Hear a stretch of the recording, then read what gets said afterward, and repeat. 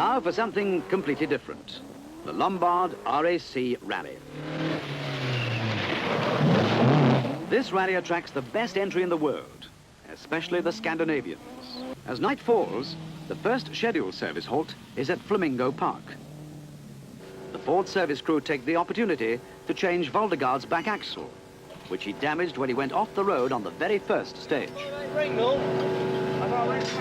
What did it happen on the first stage, Bjorn? Just a driver's mistake. I went a bit too fast through a very slippery corner and went off, and with bad luck I hit something solid and damaged the axle. Did this affect your performance on the subsequent stages? I don't think so. We lost about 30 or 40 seconds on the first one, but afterwards it had gone very well. This is the last outing for the Works escorts, and team manager Peter Ashcroft is a little sad. Well, yeah, I'll be sad to see the team, as it is, break up and Bjorn go to somebody else, you know, and the drivers disappear to drive for other manufacturers, obviously. But, I mean, we've got to do development for a new vehicle, and regulations change in '82, so I think it's the right thing to do is stop when we're winning. The Yorkshire Forests, and as everyone says, this is where the rally really starts. The spectators are here in their thousands. At Dalby, the drivers face an artillery barrage of flash guns.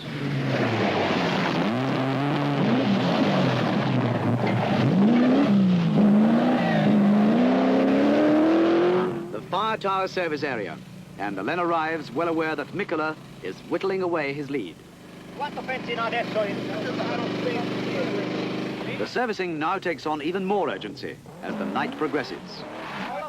He's got another turn. Up. Yeah, lining Stuart. Yeah. Hey, loose. How long have you got?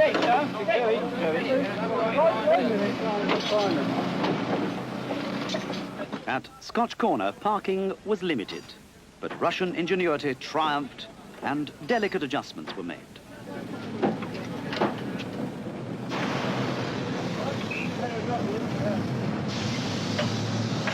Dawn finds the competitors on the last of the Kielder stages. Through the night, the escorts have proved, once again, their mastery of the forests.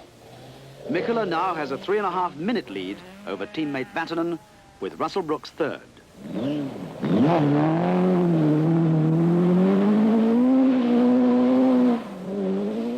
The snow and ice at the 6 Kielder forest stages took a heavy toll, with over 20 retirements. Shinya Yomochi uses the back end of his Mazda as a snowplow.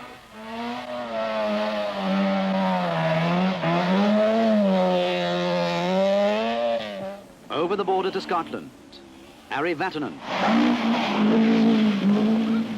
Pentti Ricola, Per Eklund,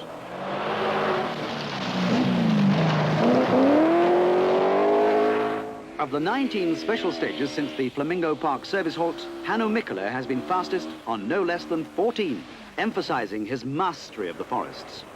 At Carlisle, Hannu looks completely relaxed. You've had a good night? Yes. You've been extending your lead through the night? Yes, it has gone very well. And what is your lead now? It's 3 minutes, was 44 seconds. So. And did any of the stages cause any particular problems? No, it has been, a few stages has been covered by snow, and those has been very difficult to drive as a first car. Ari Vatanen. Well, on the other hand, satisfying, on the other hand, depressing. And by satisfying, I mean that we have stayed on the road, car has stayed in one piece. And by depressing, I mean that we haven't gone fast enough. The car's given no problems at all? No. Just Mikkola has been too fast. Do you think you can do anything about that lead? No way. Just, quite happy to settle on second place if I can. And what are you going to do now? I was hoping to meet my wife, and I don't think I'm going to. The weather improves as the rally moves down to the Lake District. Gernda Eidi was fancied in some quarters to take the ladies' prize, but was no match for Finland's Marka-Liisa Kopi, who finished a fine 34th overall. Mikkola gives a perfect demonstration of his own smooth style of driving.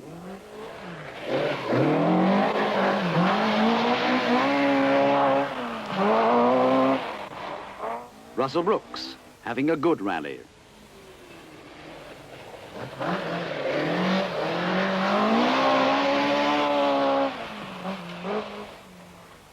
Marco Allen, happier with the Stratos on the smoother Lake District stages.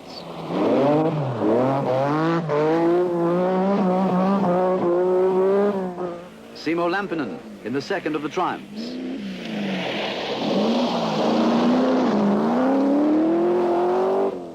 Greg Carr.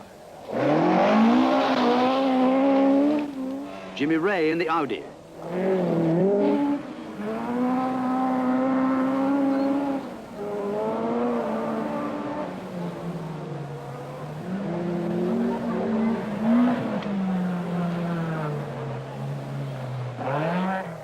Glorious weather as we move on to Dart.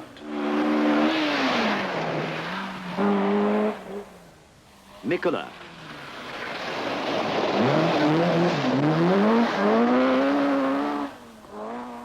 Auricola.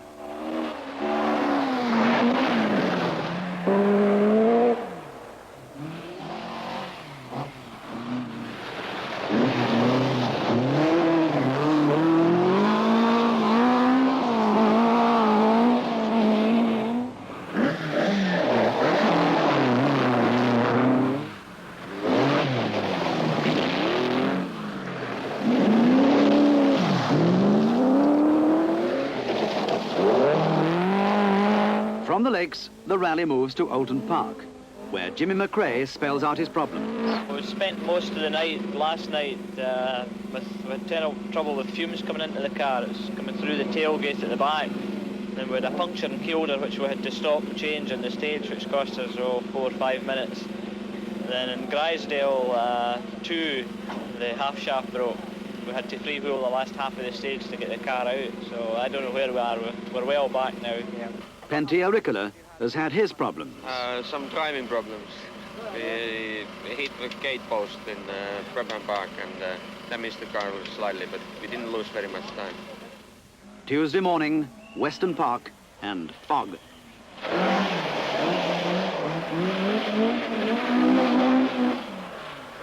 Timo Salonen in the single-cam Group 2 Datsun has been quietly moving up the leaderboard.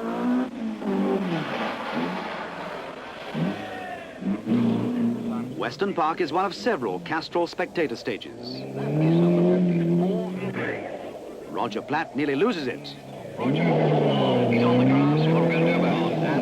But Charlie Payne duly obliges.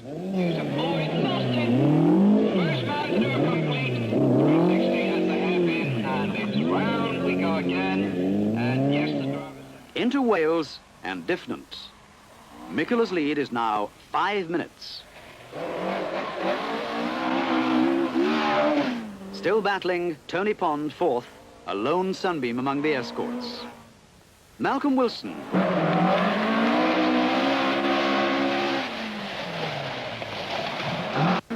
Allen. Auricola. Tapio Reino and Henry Liddon in the surviving Toyota. At Kerry, the huge gallery of spectators, not to say cameramen, were relieved when the swirling mist lifted just minutes before the arrival of the competitors.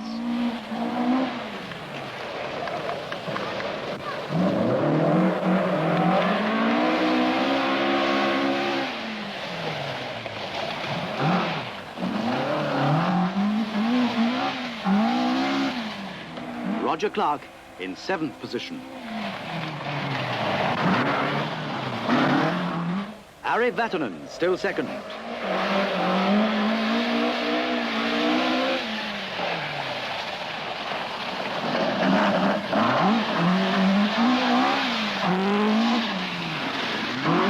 Valdegaard down to an uncharacteristic 9th position. Marco Allen nearly puts the Stratos over the edge. Eklund tries even harder.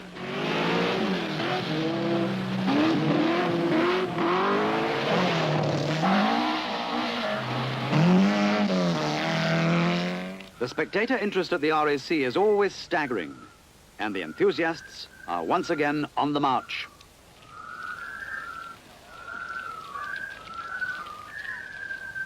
They converge in their thousands to spend the night in Radnor, which the rally uses twice.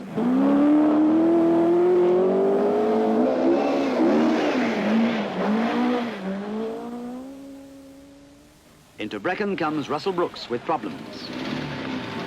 Bernie, see if you can find 400-watt valves as well, eh? Wouldn't it have blown both of them? We had a fairly drastic problem on the last one where the alternator diode has gone wrong, allowing the alternator to grossly overcharge, and it's blown all the bulbs.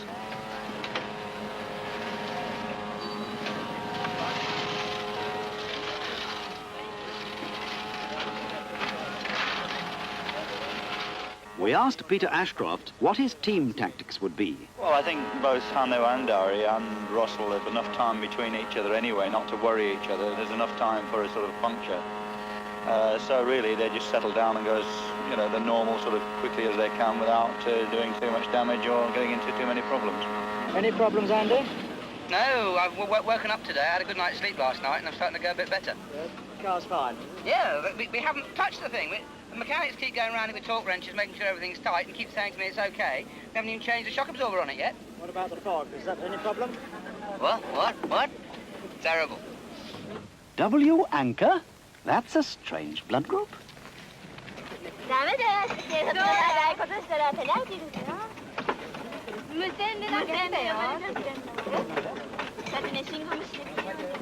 A helpful interpreter.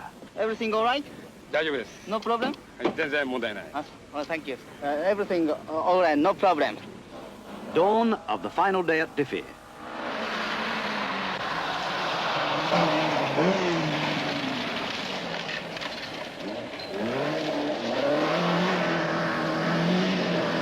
Valdegard about to be caught by Alain.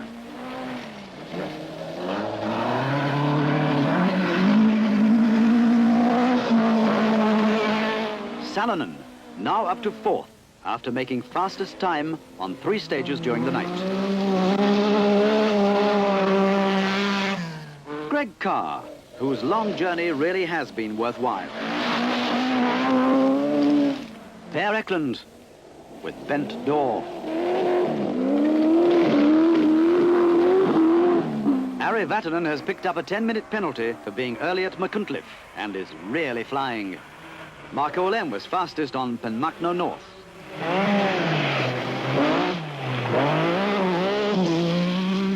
Graham Elsmore in the 3rd remaining triumph.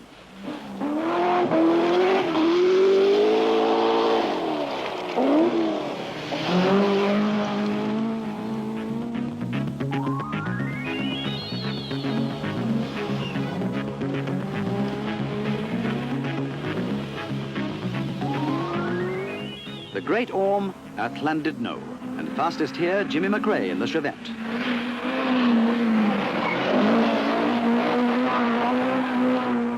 Now up to 3rd place, the remarkable Salonen in his Datsun.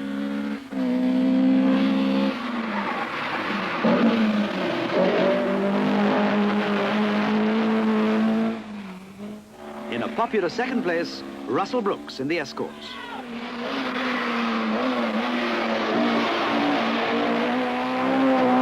Still leading, in a class of his own, Hannu Mikkola.